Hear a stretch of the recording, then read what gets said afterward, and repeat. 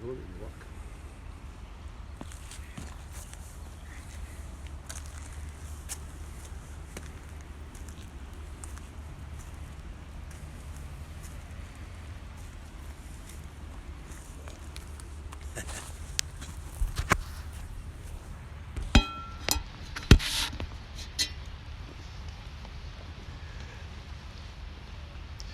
Yate, everyone. My name is Andrew Begay, and I'm from Shiprock, New Mexico. I just want to encourage you this morning because of the various thing that's going on in our world, in our country, in our hometown, in our neighbor, perhaps even in our own life. I want to share with you that during the time that we are facing difficulty, that we have to put our trust somewhere. And I want to encourage you today to put your trust in the Creator God, Yahweh, that has created you, that knows your mind, that knows your heart, that also knows where you are at or what you are facing, even through this whole era. So I want to read to you from Galatians chapter 6. It says this, brethren, if a man is overtaken in any difficulty, any trespasses, any transgression, any condemnation, any fear that they might be facing, he says, you who are spiritually strong, restore that person. In other words, this is the time not to condemn each other. This is not the time to put each other down. This is the time to lift each other up. And the way that we lift each other up is being able to say very good, strong, positive things about one another. And then he says, restore such a one in a spirit of gentleness. And being able to say that you have to consider yourself less than yourself in order to bring that encouragement to the person. In verse 2 it says, bear one another's burden and so fulfill the law of Christ. People are in need right now. A lot of them, they're confused. A lot of them, they don't know what they're doing. A lot of them, they're going through phases of grievance and just being able to not know what today brings or every single day. So by this, God is saying to us to bear each other's burden.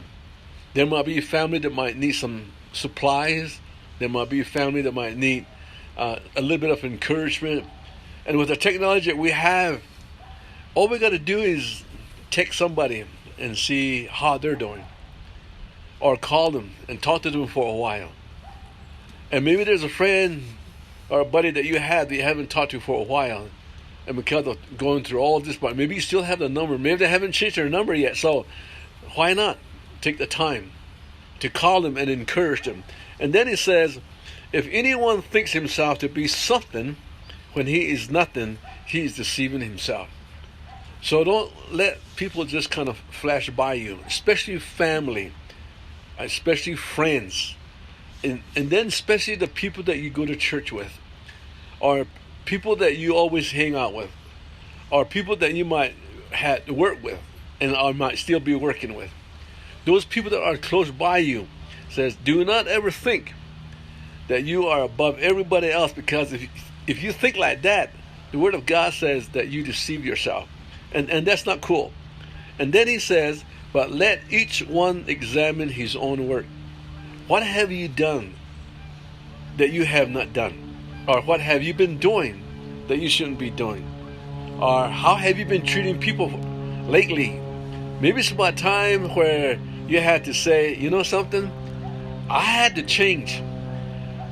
It's almost like this is the day to change. I really feel like that we're going through this thing that people call crisis, devastation, uncertainty, fear. But I see it as an opportunity to stop, and examine ourselves, examine our work, to why we have not got ourselves back into that life full of joy.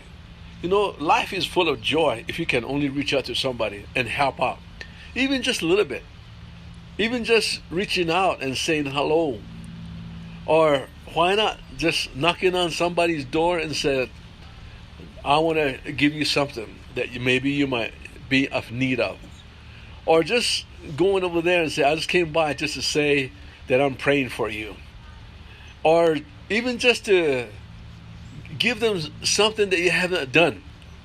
And so here it says, when you examine yourself, it said, and then he will have rejoicing in himself alone and not in another. So what you have to do is that when you reach out to people and to one another, there is joy. Joy is restored inside of you. So I want to encourage you in this first part of just saying, you know, being prayer, everybody has prayer.